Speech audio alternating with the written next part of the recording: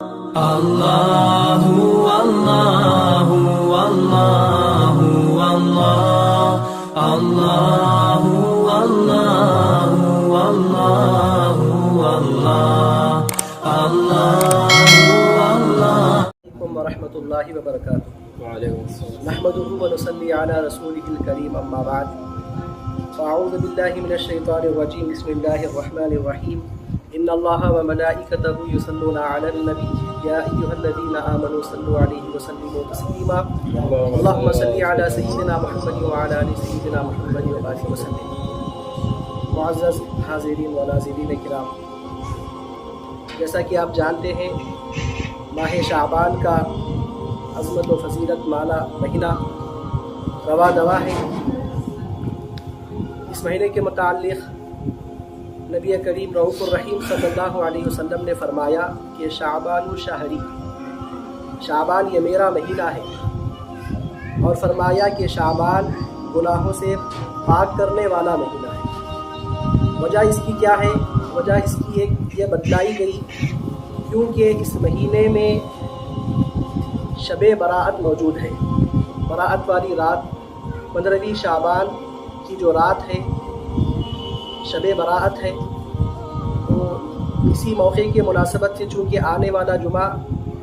شب براءت ہوگی، تو اسی کے متعلق چند جو فضیلت کی حدیثیں جو آئی ہیں اس کے مطابق بیان کرتا چلوں۔ معزز سامعین کرام،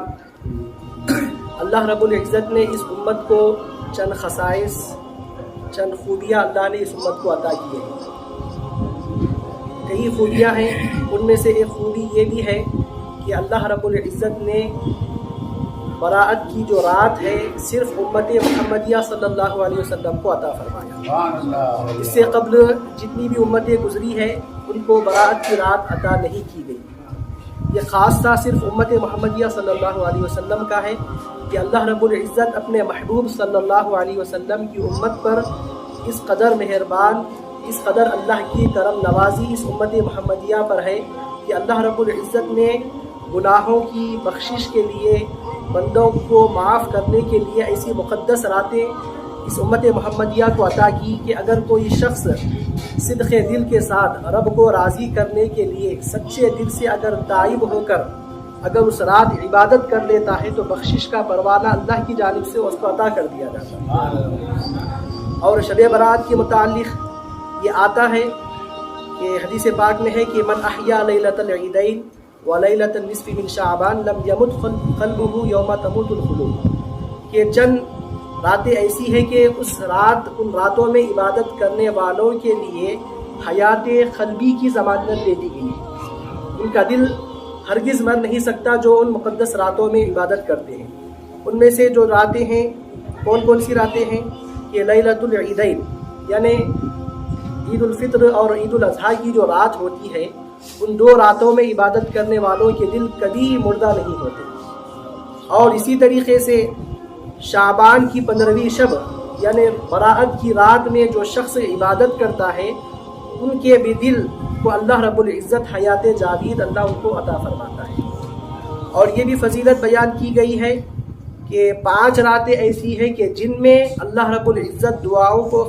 جیسا کبھی بھی رد نہیں فرماتا۔ ان 5 راتوں میں ایک مقدس رات براءت کی بھی رات ہے کہ اللہ رب العزت دعا مانگنے والوں کی دعا کو رد نہیں فرماتا، شرف قبولیت عطا فرماتا ہے۔ تو معزز سامعین کرام، آنے والی جو براءت کی رات ہے انتہائی رحمتوں والی، برکتوں والی رات ہے، اور مفسرین کرام نے اس کے تخصیص کے ساتھ چند نام بھی بیان فرمائے ہیں۔ ایک تو اس کا نام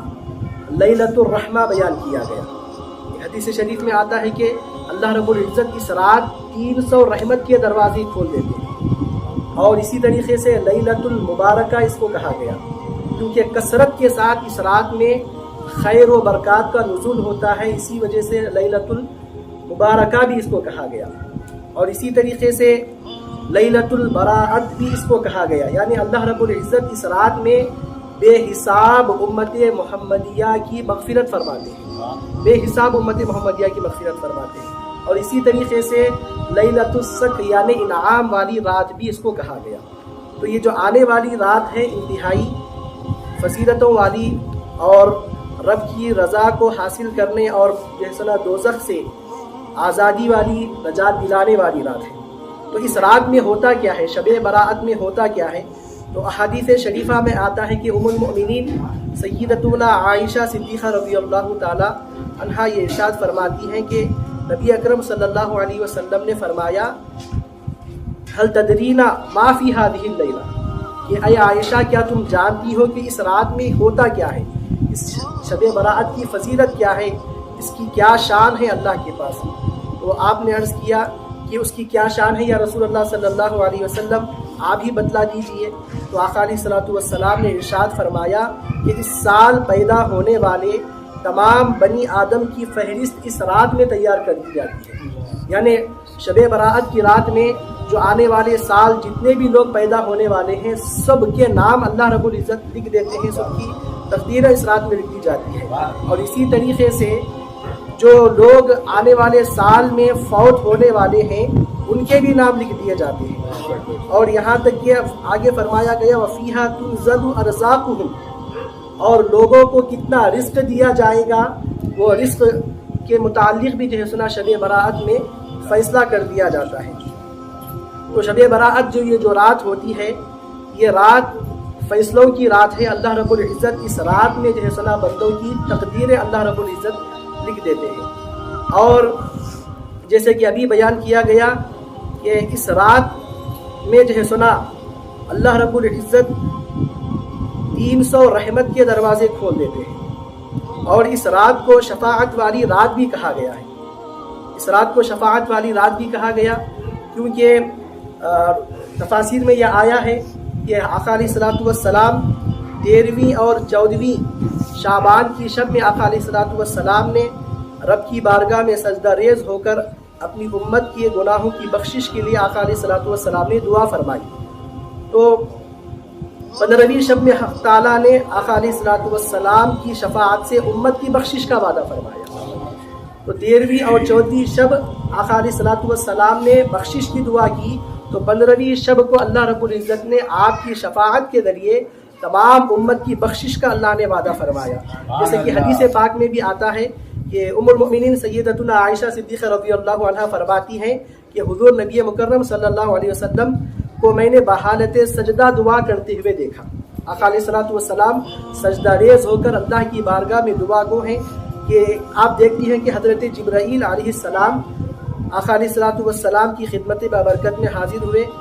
اور یہ فرمایا کہ اللہ تعالیٰ نے آپ کی شفاعت سے اس رات میں آپ کی امت کے 1/3 لوگوں کو نار دوزخ سے آزاد فرمائے گا۔ 1/3 امت کو پہلی مرتبہ جب آئے تو فرمایا گیا کہ 1/3 امت کو آگ سے آزاد فرمایا ہے۔ تو حضور اکرم صلی اللہ علیہ وسلم پھر مزید سجدے میں جا کر پھر دعا کرنے لگے، تو حضرت جبرائیل علیہ السلام حاضر ہو کر عرض کیا کہ اللہ تعالیٰ اے حبیب صلی اللہ علیہ وسلم اللہ آپ پر سلام فرماتا ہے، اللہ رب العزت آپ پر سلام فرماتا ہے، اور یہ ارشاد فرماتا ہے کہ میں نے آپ کی آدھی امت کو دوزخ سے آزاد کر دیا، آدھی امت کو دوزخ سے آزاد کر دیا۔ پھر فرمایا گیا کہ آقا علیہ الصلوۃ والسلام پھر ایک مرتبہ سجدہ ریز ہو گئے، پھر مزید دعائیں مانگنے لگے، تو حضرت جبرائیل علیہ السلام پھر حاضر ہوئے، حاضر ہو کر ارشاد فرمایا کہ اللہ رب العزت نے آپ کی شفاعت سے آپ کی تمام امت کو نار دوزخ سے آزاد فرمایا، یعنی آقا علیہ الصلوۃ والسلام کی شفاعت سے آقا علیہ الصلوۃ والسلام کے ہر ایک فرد کو نار دوزخ سے آزادی ملے گی، سوائے اس شخص کے کہ جس سے کوئی حقوق کا طلبگار ہو، جب تک وہ اپنے مدعی کو راضی نہ کر لے اس وقت تک جو ہے سنا اس کو معاف نہیں فرمایا جائے گا۔ پھر حضرت حضور اکرم صلی اللہ علیہ وسلم پھر سجدہ ریز ہو گئے، اس بات کو سننے کے بعد پھر سجدہ ریز ہو گئے، تو پھر حضرت جبرائیل آئے اور آ کر عرض کرنے لگے کہ اللہ تعالیٰ نے آپ کی امت میں سے حقوق کے جو طلبگار لوگ ہیں ان کی ضمانت دے دی ہے، اور اپنے فضل و کرم سے اللہ رب العزت اہل حقوق کو راضی کر کر آپ کی شفاعت کا، آپ کے گنہگار امتیوں کی شفاعت کا آپ کو مستحق بنائے گا۔ تو عزیزان محترم، ایسی فضیلت شب براءت کی ہے، یہ بے شمار فضیلتیں شب براءت کی جو ہے سنا ایک طویل فہرست ہے کہ جس میں شب براءت کی جو ہے سنا فضیلت کو بیان کیا گیا ہے، اور اس رات میں کرنا کیا ہے، اور اس رات میں جو اللہ کی عبادت کرتے ہیں ان لوگوں کو کیا انعام دیا جاتا ہے جو صدق دل سے اللہ کی عبادت کرتے ہیں، تو یقیناً چونکہ یہ رات رحمت والی، دوزخ سے آزادی دلانے والی اور مغفرت کے پروانے عطا کرنے والی رات ہے، یہاں تک کہ صوفیاء کرام میں بعض ایسے ہیں کہ جنہوں نے اس رات کو عبادت کیا اور اللہ کی جانب سے بخشش کا پروانہ بھی انہوں نے مشاہدہ کیا، اللہ کی جانب سے ان کو بخشش کی سند عطا کی گئی، جیسے کہ روایتوں میں ہم کو ملتا ہے کہ حضرت عمر بن عبدالعزیز رحمۃ اللہ علیہ، حضرت عمر بن عبدالعزیز رحمۃ اللہ علیہ فرماتے ہیں کہ شب براءت میں نے نماز سے فراغت کے بعد جب سر اٹھایا تو میں نے ایک سبز کاغذ کو دیکھا، ایک سبز ہرے رنگ کا کاغذ کو میں نے دیکھا کہ جس کا نور آسمان تک پہنچا ہوا تھا۔ کاغذ کا چھوٹا ٹکڑا تھا لیکن اس کے نور کا یہ عالم تھا کہ تمام آسمان تک اس کا نور پھیلا ہوا تھا، اور اس میں یہ لکھا ہوا تھا کہ هذه براءۃ من النار من الملک العزیز لعبدہ عمر بن عبد العزیز، یعنی کہ یہ غالب بادشاہ یعنی اللہ کی جانب سے اس کے بندے عمر بن عبدالعزیز کے لیے دوزخ سے نجات کی سند ہے، اس کے بندے عبدالعزیز کے لیے دوزخ سے نجات کی سند ہے۔ تو اولیاء اللہ نے، صوفیاء کرام نے اس رات میں عبادتیں بھی کی، اس سے جو استفادہ کرنے کا حق تھا انہوں نے استفادہ بھی کیا، اور حضرت عمر بن عبدالعزیز رحمۃ اللہ علیہ نے یہاں تک کہ اپنے دوزخ سے نجات اور اس سے بخشش کے پروانے کو بھی آپ نے مشاہدہ فرمایا ہے۔ پھر اس رات میں کرنا کیا ہے، شب براءت میں کرنا کیا ہے، اور دن جو ہوتا ہے اس کے بعد کا اس میں کیا کرنا ہے، اس کے متعلق ہم کو روایت ملتی ہے کہ حضرت مولا کائنات شیر خدا علی مرتضیٰ رضی اللہ تعالیٰ عنہ ارشاد فرماتے ہیں کہ اذا کانت لیلۃ النصف من شعبان فقوموا لیلہا وصوموا یومہا، یعنی جب شعبان کی 15ویں شب آ جائے تو تم اس کی رات میں قیام کرو اور دن کو روزہ رکھو۔ رات میں قیام کرنا ہے، قیام کا معنی یہ ہے کہ رات تمام آپ کیا ہے عبادت کرتے ہوئے رات کو گزارنا ہے، چاہے آپ نوافل کے ذریعے عبادت کریں، چاہے تلاوت قرآن کے ذریعے عبادت کریں، درود پاک کی کثرت سے عبادت کریں، ذکر و اذکار، بہرحال عبادت کی جو بھی قسم جو بھی نوعیت آپ اختیار کرنا چاہتے ہیں آپ اختیار کر سکتے ہیں، اور دن کو روزہ رکھنا ہے۔ پھر اس کے بعد آگے ارشاد فرماتے ہیں فَإِنَّ اللَّهَ يَنزِلُ فِيهَا لِغُرُوبِ الشَّمْسِ إِلَى سَمَاءِ الدُّنْيَا۔ براءت کی رات میں ہوتا کیا ہے شب براءت میں، تو ارشاد فرماتے ہیں آقا علیہ الصلوۃ والسلام کہ اللہ رب العزت اس رات میں غروب شمس یعنی سورج کے ڈوبنے کے ساتھ ہی آسمان دنیا کی طرف نزول اجلال فرماتا ہے۔ ایک خاص تجلی براءت کی رات میں آسمان دنیا پر اللہ رب العزت کی ہوتی ہے، اور یہ ندائیں بارگاہ یزدی سے ہوتی ہے، فیقول الا من مستغفر فاغفر له، ہے کوئی بخشش کا طلبگار کہ میں اس کو مغفرت کا پروانہ عطا کروں۔ پھر اس کے بعد الا من مسترزق فارزقہ، یہ ہے کوئی رزق کو طلب کرنے والا کہ میں اس کو رزق عطا کروں۔ الا من مبتلا فاعافیہ، ہے کوئی عافیت کا طلبگار، ہے کوئی امن کا طلبگار تو میں اس کو عافیت و امن عطا کروں۔ الا کذا حتی یطلع الفجر، اسی طریقے سے اللہ رب العزت کی بارگاہ سے یہ اعلانات ہوتے جاتے ہیں کہ ہے کوئی تم میں سے بخشش کا طلب کرنے والا، ہے کوئی تم میں رزق طلب کرنے والا، عافیت کو طلب کرنے والا، تو میں اس کو رات میں مانگنے والے کو میں کبھی رد نہیں کرتا، مانگنے والے کی ہر مراد کو جیسا آج کی رات پورا کیا جائے گا۔ اس طریقے کا اعلان طلوع فجر تک ہوتا رہتا ہے، طلوع فجر تک اس طریقے کا اعلان ہوتا رہتا ہے۔ تو شب براءت کی رات میں کیا کرنا ہے اور دن میں کیا کرنا ہے، احادیث شریفہ میں ہم کو واضح طور پر احکام ملتے ہیں، اور چند مخصوص لوگ ہیں کہ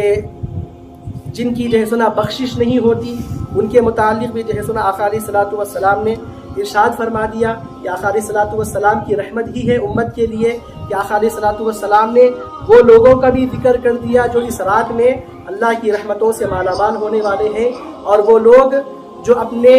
گناہوں کی وجہ سے، جو اپنی کالے اعمال کی وجہ سے جو اللہ کی رحمت سے محروم رہتے ہیں، ان لوگوں کا بھی ذکر کیا، تاکہ لوگ اگر ان گناہوں کے مرتکب ہیں تو پھر سچے دل سے اللہ کی بارگاہ میں تائب ہو کر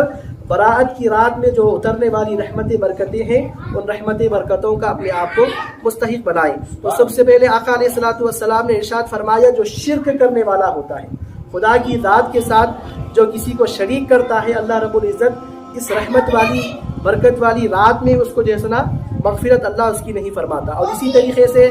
جو بد اعتقاد ہوتا ہے، بد اعتقاد جو ہوتا ہے اہل سنت والجماعت کے عقائد سے جو ہٹا ہوا ہوتا ہے، ویسے شخص کی بھی اس رات میں جو ہے نا برات کی رات میں اللہ رب العزت مغفرت نہیں فرماتے۔ اور اسی طریقے سے بغض و کینہ رکھنے والا اپنے ایک مسلمان بھائی کے تعلق سے بغض و کینہ رکھ رہا ہے، تو پھر ویسے شخص کی بھی اس مبارک رات میں اللہ رب العزت مغفرت نہیں فرماتے۔ اور اسی طریقے سے جو والدین کا نافرمان ہوتا ہے،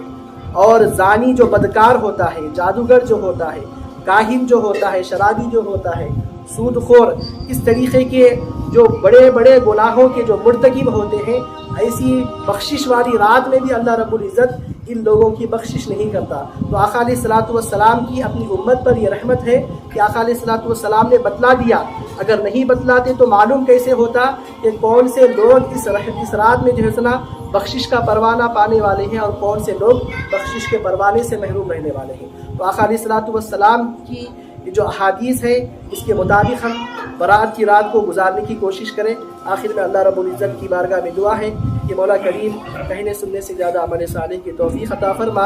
آمین۔